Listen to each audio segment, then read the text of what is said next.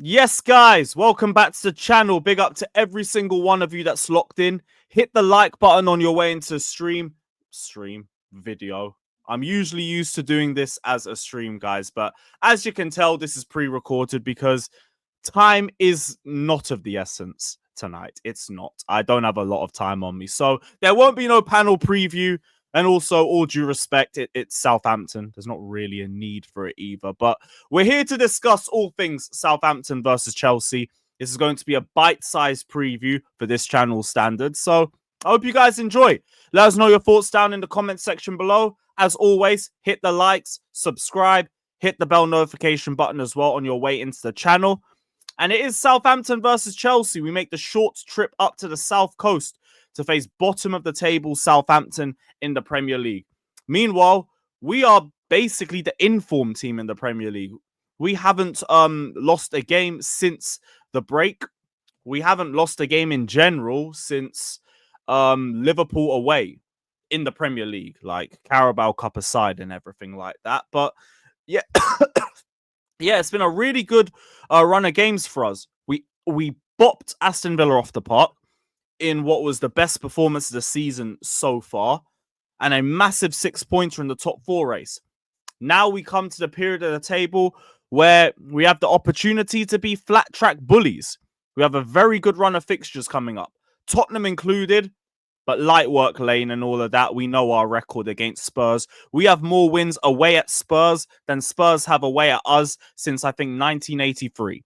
So you must go there. You must win. Even I'm turning up because I'm expecting my streak to die on Sunday, and it had better go.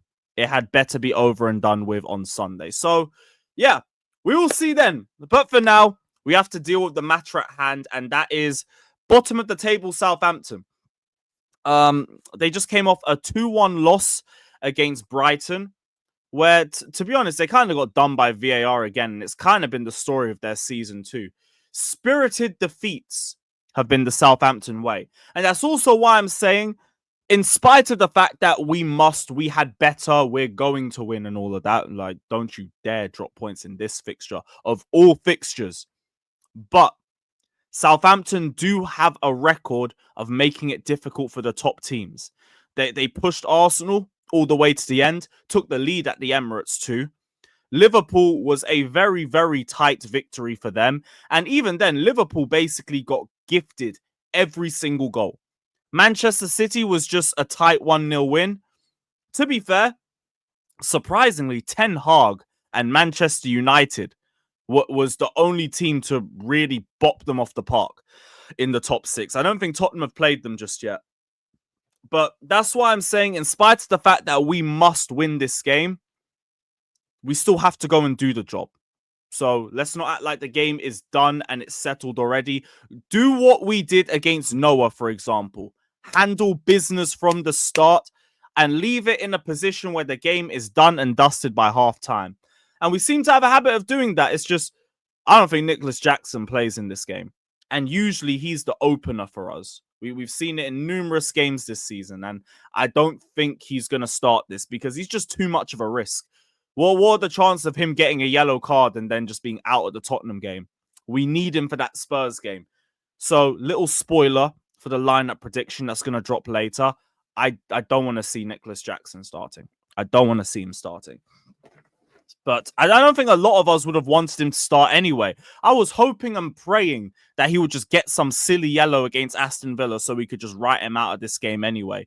Even when he got subbed, I was saying on my watch along, waste time. Like, shout at the ref or something. Feign going one way and go the other way so you can get a yellow for time wasting or something. Like, please. But here we are. He's still a yellow away from suspension. So I played a smart game and drop him. But in terms of Chelsea, like, everything is on our side going into this fixture. We've won all of our away games against bottom half teams in the table. We've actually been better away from home than we've been at home this season. Southampton have got 10 defeats in 13. They've got the least Premier League goals this season. They have the most errors leading to shots, the most errors leading to goals. They've lost possession in the defensive third more than any other side in the Premier League. Southampton are Southampton's biggest enemies. Even like the Liverpool game, like we spoke earlier. I don't think they were bad. They gave them a really good game. Every single goal was down to some stupidness. Every single goal. They are the victims of their own issues. So even if they do give us a tough game, they should also give us some opportunities. Capitalize on it. And I believe we will, because we've got the attack that's capable to do so. Just touching on a couple of Maresca's press conference quotes. He said on the difference between Chelsea and Arsenal, they've been there in the last 2 years, very close to City, and we were very far from City. Just saying again that we're not in a title race, and that was another one of his quotes. Absolutely, we are not in a title race. Cole Palmer said the same thing as well after the Chelsea game. He was also asked if he's protecting his players from pressure by saying that Chelsea aren't in a title race. And he said, no. I said to the players that to be in a title race is nice pressure for me and for the players. It's not the pressure that we don't like. It's just not our case because Arsenal were very close in the last 2 years. Liverpool have been there and we were not there. And hopefully soon we can be there. I've also seen a few briefings dropping. I think CFC Daily was the one to drop it, where apparently we are going to wait until March before we really start pressing down targets on where we're going to finish. So this is from the Telegraph. It says Chelsea are committed to waiting until March at the earliest before allowing their position in the table to help determine what the club can fight for this season. So that kind of, it doesn't seem like anything that's a lie. Simply because we've known from the start that Maresca didn't get given any targets, which I was against at the start because, look, top 4 is a target. Whether we want to lie or not, it is a target. But whatever he's saying, be it hiding the targets from the public or just not having any in general, they're working. So, okay, no targets. I don't give a damn. Whatever. We're going to get top 4 anyway, and if we don't, a lot of questions need to be asked.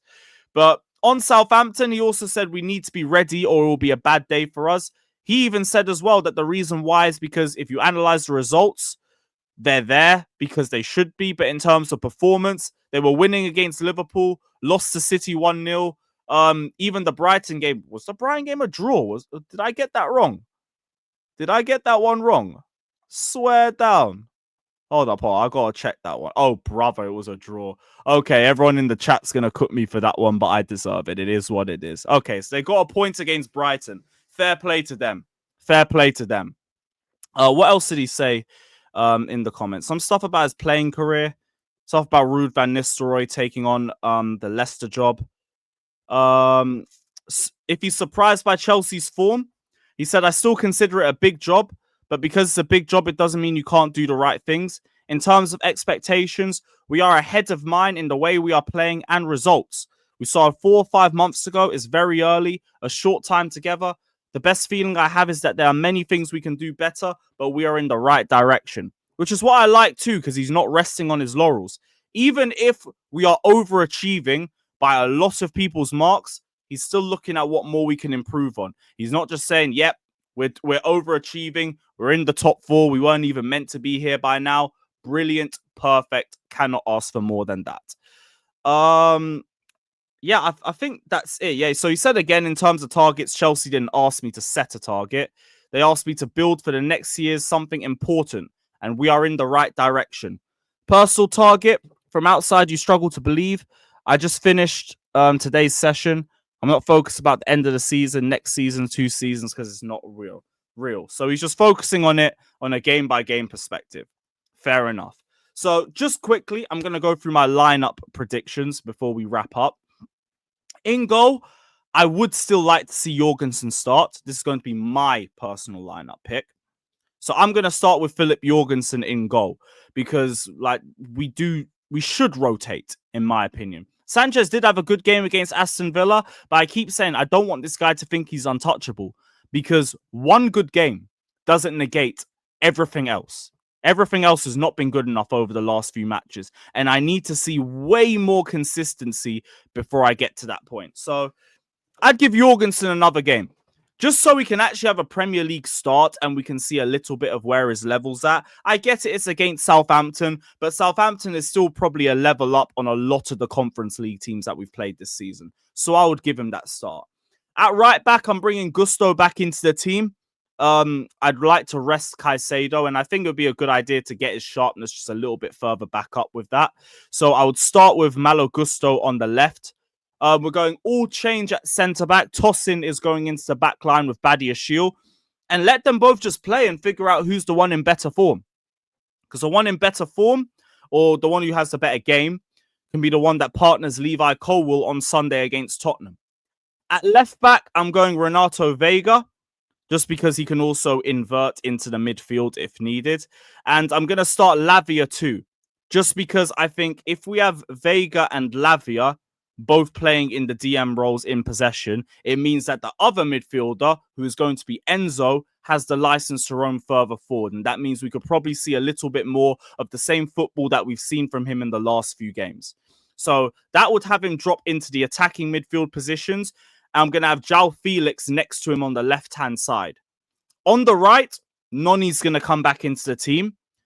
And in the middle, I'm actually going to start Cole Palmer too. I know I said I'd rotate heavily for this game, but I do think we do still need a few first teamers here and there, just to hopefully kill the game off in the first half and then whip them off and have them ready and prepared for Tottenham.